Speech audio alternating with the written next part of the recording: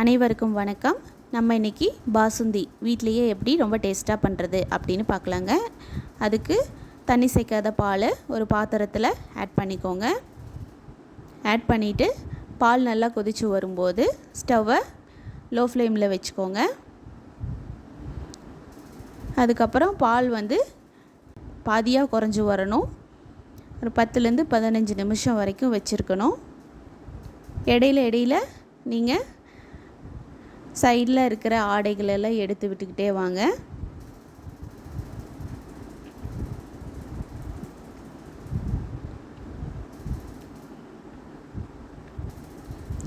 நம்ம condensed milk maid இது எதுவும் ஆட் பண்ணாமல் வீட்டில் இருக்கிற பொருட்களை வச்சு பண்ணியிருக்குதுங்க. பால் பாதியாக குறைஞ்சிருச்சுங்க. இப்போது 1/4 கப் சுகர் ஆட் பண்ணியிருக்கேங்க. உங்களுக்கு தேவைப்பட்டால் பின்னாடிக்கு நீங்கள் சுகரை ஆட் பண்ணிக்கலாங்க.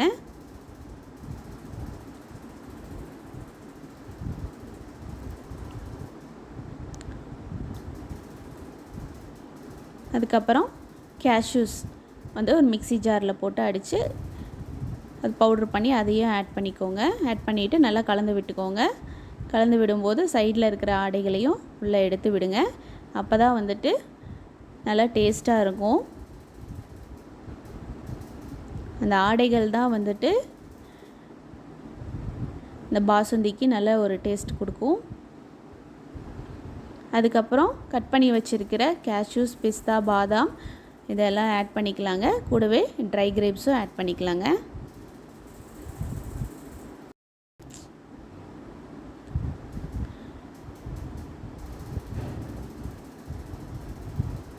அதுக்கப்புறம் ஃபைனலாக ஏலக்காய் பொடி போட்டு இப்போது சுகர் அளவு பார்த்துக்கோங்க. சுகர் கரெக்டாக இருக்குன்னா ஓகே, அப்படி இல்லைன்னா ஆட் பண்ணிவிட்டு கலந்து விட்டுட்டு ஸ்டவ் ஆஃப் பண்ணிக்கோங்க.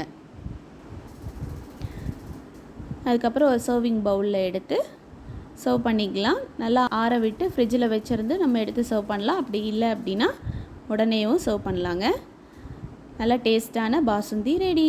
குழந்தைங்கள்லேருந்து பெரியவங்க வரைக்கும் எல்லாருமே சாப்பிடலாங்க. இந்த ஸ்வீட்டை 3லேருந்து 4 பேர்த்துக்கு சர்வ் பண்ணலாங்க. இந்த வீடியோ உங்களுக்கு பிடிச்சிருந்தா like, share and subscribe. Thank you for வாட்சிங்.